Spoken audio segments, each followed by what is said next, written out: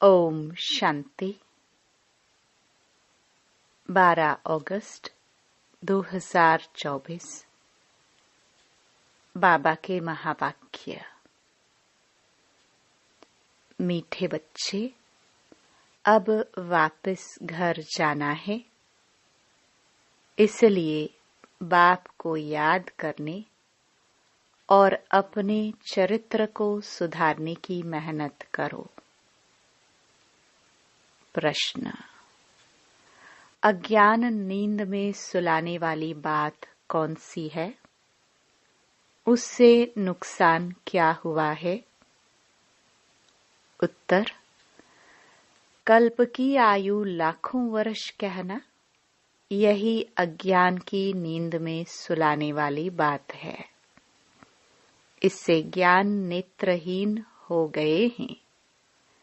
घर को बहुत दूर समझते हैं। बुद्धि में है अभी तो लाखों वर्ष यहाँ ही सुख दुख का पाठ बजाना है, इसलिए पावन बनने की मेहनत नहीं करते हैं।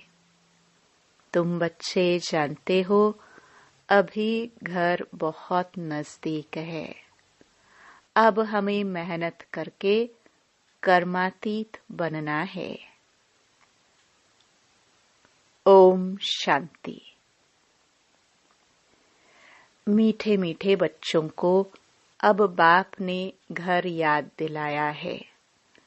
भल भक्ति मार्ग में भी घर को याद करते हैं, परंतु वहां जाना कब है, कैसे जाना है, वह कुछ भी नहीं जानते। कल्प की आयु लाखों वर्ष कह देने कारण घर भी भूल गया है। समझते हैं लाखों वर्ष यहाँ ही पाठ बजाते हैं, तो घर भूल जाता है। अभी बाप याद दिलाते हैं, बच्चे घर तो बहुत नजदीक है, अब चलेंगे अपने घर। मैं तो तुम बच्चों के बुलावे पर आया हूँ, चलेंगे। कितनी सहज बात है। भक्ति मार्ग में तो पता भी नहीं पड़ता कि कब मुक्ति धाम में जाएंगे। मुक्ति को ही घर कहाँ जाता है। लाखों वर्ष कह देने के कारण सब भूल जाते हैं। बाप को भी तो घर को भी भूल जाते हैं। लाखों वर्ष कहने से बहुत फर्क पड़ जाता है। अज्ञान नींद में जैसे सो जाते हैं, किसको भी समझ में नहीं आता। भक्ति मार्ग में घर कितना दूर बताते हैं। बाप कहते हैं वहां मुक्ति धाम में तो अभी जाना है। ऐसे थोड़े ही है तुम कोई लाखों वर्ष भक्ति करते हो। तुमको पता भी नहीं कि भक्ति कब से शुरू हुई है। लाखों वर्ष का हिसाब तो करने की दरकार ही नहीं। बाप को और घर को भूल जाते हैं। यह भी ड्रामा में नोंद है, परंतु नाहेक इतना दूर कर देते हैं। अब बाप कहते हैं, बच्चे घर तो बिल्कुल नजदीक है। अब मैं आया हूँ तुमको ले चलने। घर चलना है, परंतु पवित्र तो जरूर बनना है। गंगा स्नान आदि तो तुम करते आए हो, परंतु पवित्र बने नहीं हो। अगर पवित्र बनते तो घर चले जाते, परंतु घर का भी पता नहीं, तो पवित्रता का भी पता नहीं। आधा कल्प से भक्ति की है, तो भक्ति को छोड़ते ही नहीं। अब बाप कहते हैं भक्ति पूरी होती है। भक्ति में तो अपरम अपार दुख रहता है। ऐसे नहीं कि तुम बच्चों ने लाखों वर्ष दुख देखा है। लाखों वर्ष की तो बात ही नहीं। सच्चा सच्चा दुख तो तुमने कलयुग में ही भोगा, जबकि जास्ती विकारों में गंदे बने हो। पहले जब रज्जो में थे तो कुछ समझ थी, अभी तो बिल्कुल बेसमझ हो गए हैं। अब बच्चों को कहते हैं सुखधाम चलना है तो पावन बनो। जन्म जन्मांतर के जो पाप सिर पर हैं उन्हें याद से उतारो। याद से बड़ी खुशी रहेगी। जो बाप तुमको आधा कल्प सुखधाम में ले जाते हैं उनको याद करना है। बाप कहते हैं तुमको ऐसा लक्ष्मी नारायण जैसा बनना है, तो एक तो पवित्र बनो और चरित्र सुधारो। विकारों को कहा जाता है भूत। लोभ का भी भूत कम नहीं है। यह भूत बहुत अशुद्ध है, मनुष्य को एकदम गंदा बना देता है। लोभ भी बहुत पाप कराता है। 5 विकार बहुत कड़े भूत हैं, इन सबको छोड़ना है। लोभ को छोड़ना भी ऐसा मुश्किल है जैसे काम को छोड़ना मुश्किल है। मोह को छोड़ना भी इतना मुश्किल हो जाता जितना काम को छोड़ना। छोड़ते ही नहीं, सारी आयु बाप समझाते आए हैं, तो भी मोह की रग जुटी हुई रहती है। क्रोध भी मुश्किल छूटता है। कहते हैं बच्चों पर क्रोध आता है। नाम तो क्रोध का लेते हैं ना। कोई भी भूत ना आए, उन पर विजयी पानी है। बाप कहते हैं जब तक मैं हूँ तब तक तुम पुरुषार्थ करते रहो। बाप कितना वर्ष रहेंगे? बाप इतने वर्षों से बैठ समझाते हैं, अच्छा ही टाइम देते हैं। सृष्टि चक्र को जानना तो बहुत सहज है। 7 दिन में सारा ज्ञान बुद्धि में आ जाता है। बाकी जन्म जन्मांतर के पाप कटने में देरी लगती है। यही मुश्किलात है। उसके लिए बाबा टाइम देते हैं। माया का ऑपोजिशन बहुत होता है, एकदम भुला देती है। यहाँ बैठते हैं तो सारा समय याद में थोड़े बैठते हैं, बहुत तरफ बुद्धि चली जाती है। इसलिए टाइम देना है। मेहनत कर कर्मातीत अवस्था को पाना है। पढ़ाई तो बहुत सहज है। सेंसिबल बच्चा हो तो 7 रोज में सारा ज्ञान समझ ले कि यह 84 का चक्र कैसे फिरता है। बाकी पवित्र बनने में है मेहनत। इस पर कितने हंगामे होते हैं। समझते हैं बात तो राइट है। हम ग्लानि करते थे कि ये ब्रह्मा कुमारियां भाई बहन बनाती हैं, परंतु बात तो बरोबर राइट है।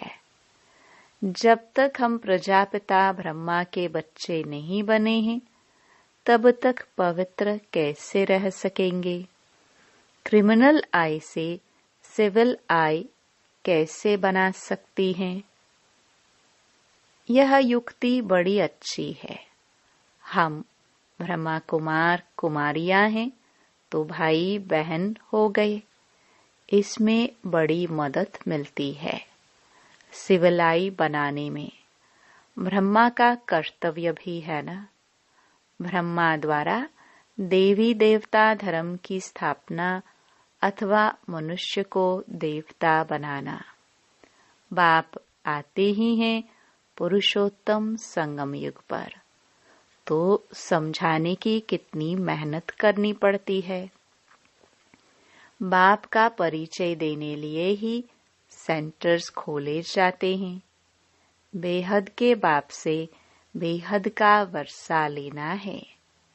भगवान तो है निराकार, श्री कृष्ण तो देहधारी है। उनको भगवान कह नहीं सकते। कहते भी हैं भगवान आकर भक्ति का फल देंगे, परंतु भगवान का परिचय नहीं है। कितना तुम समझाते हो फिर भी समझते नहीं। देहधारी तो पुनर्जन्म में आते हैं जरूर, अब उनसे वर्षा मिल न सके। आत्माओं को एक परमपिता परमात्मा से वर्षा मिलता है। मनुष्य मनुष्य को जीवन मुक्ति दे न सके। यह वर्षा पाने के लिए तुम बच्चे पुरुषार्थ कर रहे हो। उस बाप को पाने लिए तुम कितना भटकते थे। पहले तो सिर्फ शिव की पूजा करते थे और कोई तरफ जाते नहीं थे। यह थी अव्यभिचारी भक्ति। औरों के मंदिर आदि इतने नहीं थे। अभी तो ढेर चित्र हैं, मंदिर आदि बनाते हैं। भक्ति मार्ग में तुमको कितनी मेहनत करनी पड़ती है। तुम जानते हो, शास्त्रों में कोई गति सद्गति का रास्ता नहीं है। वह तो एक बाप ही बताते हैं।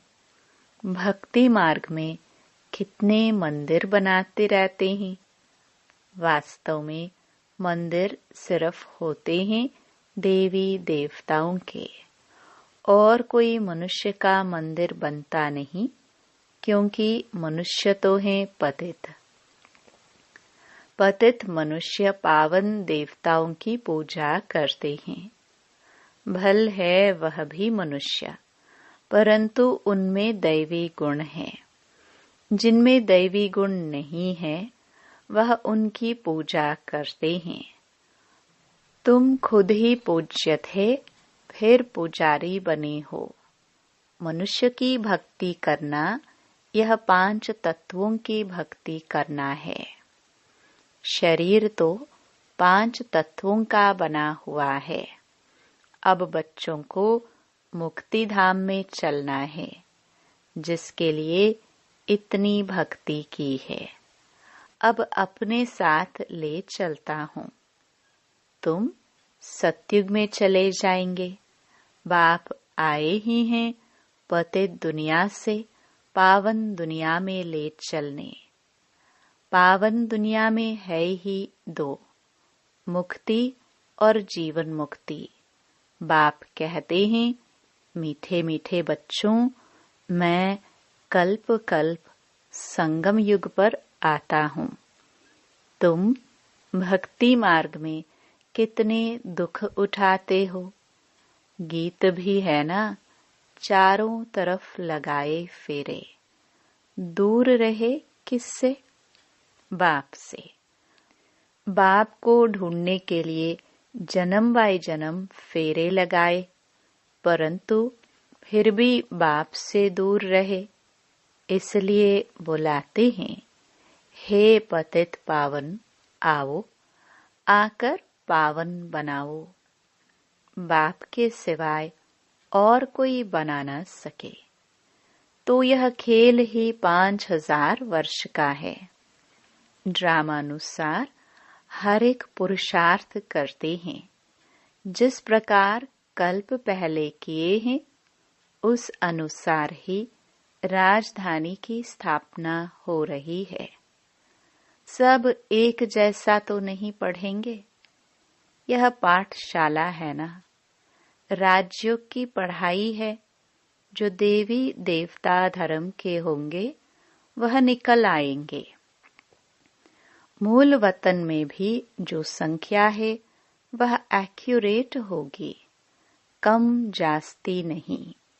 नाटक में एक्टर्स का अंदाज बिल्कुल पूरा है, परंतु समझ नहीं सकते। जितने भी हैं उतने एक्यूरेट हैं, फिर भी वह आकर पाठ बजाएंगे। फिर तुम आते हो नई दुनिया में, बाकी सब वहां चले जाएंगे। अभी कोई गिनती करे तो कर सकते हैं। अभी बाप तुमको बहुत गुह्य गुह्य पॉइंट्स बताते हैं। शुरू की और अभी की समझाने में कितना फर्क है। पढ़ाई में टाइम लगता है।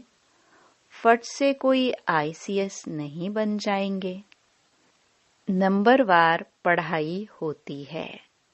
बाप कितना सहज कर समझाते हैं, जो मनुष्यों की बुद्धि में सहज बैठ सके। दिन प्रतिदिन नई नई पॉइंट्स समझाते रहते हैं। अब बाप कहते हैं, मुझ पतित पावन बाप को बुलाया है। मैं आया हूँ तो तुम पावन बनो ना। अपने को आत्मा समझ मामेकम याद करो तो तुम सतो प्रधान बन जाएंगे। फिर यहाँ आना पड़ेगा पाठ बचाने। बाप कहते हैं, आत्मा पतित बनी है, इसलिए पतित पावन बाप को याद करते हैं पावन बनने के लिए। कितना वंडर है, इतनी छोटी सी आत्मा कितना पाठ बजाती है। इसको कुदरत कहा जाता है। उनको देखा नहीं जाता है। कोई कहते हैं हम परमात्मा का साक्षात्कार करें। बाप कहते हैं, इतनी छोटी बिंदी का तुम साक्षात्कार क्या करेंगे। मैं जानने लायक हूँ, बाकी देखना तो मुश्किल है। आत्मा को यह सब कर्मेंद्रियां मिली हुई है पाठ बजाने के लिए। कितना पाठ बजाती हैं, यह वंडर है। कभी भी आत्मा घिसती नहीं। यह है अविनाशी ड्रामा। यह अविनाशी बना बनाया है। कब बना यह पूछ नहीं सकते। इनको अनादि कहा जाता है। मनुष्यों से पूछो, रावण को कब से जलाते आए हैं, शास्त्र कब से पढ़ते आए हो, तो कह देते हैं अनादि हैं, पता नहीं है, मूंझे हुए हैं ना। बाप बैठ समझाते हैं, हूबहू जैसे बच्चों को पढ़ाते हैं। तुम जानते हो, हम बिल्कुल बेसमझ थे, फिर बेहद की समझ आ गई है। वह होती है हद की पढ़ाई, यह है बेहद की। आधा कल्प है दिन, आधा कल्प है रात। 21 जन्म तुम रिंचक भी दुख नहीं पा सकते। कहते हैं ना, शल तुम्हारा बाल भी बांका न हो, कोई दुख दे ना सके। नाम ही है सुख धाम। यहाँ तो सुख है नहीं, मूल बात है पवित्रता की। कैरेक्टर्स अच्छे चाहिए ना। बच्चों को हर बात क्लियर समझाई जाती है। नुकसान और फायदा होता है ना। अभी तो बाप कहते हैं, फायदे की बात ही छूटी। अभी तो नुकसान ही नुकसान होने का है। विनाश का समय आ रहा है, उस समय देखना क्या क्या होता है। बरसात नहीं होती है तो अनाज की कितनी महंगाई हो जाती है। भल कितना भी कहते हैं 3 वर्ष के बाद बहुत अनाज होगा, फिर भी अनाज बाहर से मंगाते रहते हैं। ऐसा समय आएगा जो एक दाना भी मिल नहीं सकेगा। इतनी आपदाएं आनी है। इनको ईश्वरीय आपदाएं कहते हैं। बरसात नहीं पड़ी तो अकाल जरूर पड़ेगा। अभी तत्व आदि बिगड़ने वाले हैं। बहुत जगह तो बरसात नुकसान कर देती है। तुम बच्चे जानते हो, बाप आदि सनातन देवी देवता धर्म की स्थापना कर रहे हैं। तुम्हारी एम ऑब्जेक्ट है यह। फिर से तुमको नर से नारायण बनाते हैं। यह बेहद का पाठ बेहद का बाप ही पढ़ाते हैं। जो जैसा पढ़ेगा ऐसा पद पाएगा। बाप तो पुरुषार्थ कराते हैं। पुरुषार्थ कम करेंगे तो पद भी कम पाएंगे। टीचर भी स्टूडेंट को समझाएंगे ना। दूसरे को जब आप समान बनाते हैं तब मालूम पड़ता है यह अच्छी रीति पढ़ते और पढ़ाते हैं। मूल है ही याद की यात्रा। सिर पर पापों का बोझा बहुत है। मुझे याद करो तो पाप भस्म हो। यह है रूहानी यात्रा। छोटे बच्चे को भी सिखलाओ कि शिव बाबा को याद करो। उनका भी हक है। यह नहीं समझेंगे कि अपने को आत्मा समझ बाप को याद करना है। नहीं, सिर्फ शिव बाबा को याद करेंगे। मेहनत करने से उनका भी कल्याण हो सकता है। अच्छा, मीठे मीठे सिखिलदे बच्चों प्रति माता पिता बाप दादा का याद प्यार और गुड मॉर्निंग। रूहानी बाप की रूहानी बच्चों को नमस्ते। धारणा के लिए मुख्य सार। पहला, नर से नारायण पद प्राप्त करने के लिए बेहद के बाप से बेहद का पाठ पढ़कर दूसरों को पढ़ाना है। आप समान बनाने की सेवा करनी है। दूसरा, लोभ मोह की जो रगे हैं उनको निकालने की मेहनत करनी है। अपने चरित्र को ऐसा सुधारना है जो कोई भूत अंदर प्रवेश होने न पाए।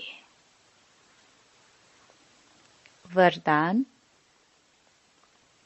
भगवान और भाग्य की स्मृति से औरों का भी भाग्य बनाने वाले खुशनुमाह खुश नसीब भव। अमृत वेले से लेकर रात तक अपने भिन्न भिन्न भाग्य को स्मृति में लाओ और यही गीत गाते रहो, वाह मेरा श्रेष्ठ भाग्य।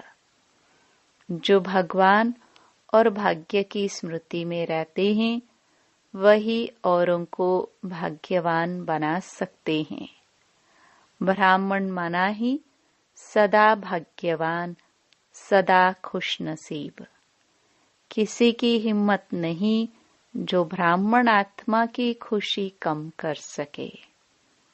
हर एक खुशनुमाह खुश नसीब हो। ब्राह्मण जीवन में खुशी का जाना असंभव है।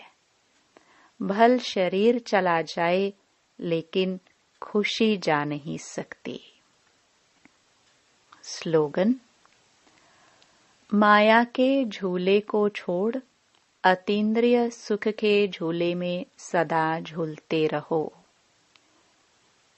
ओम शांति।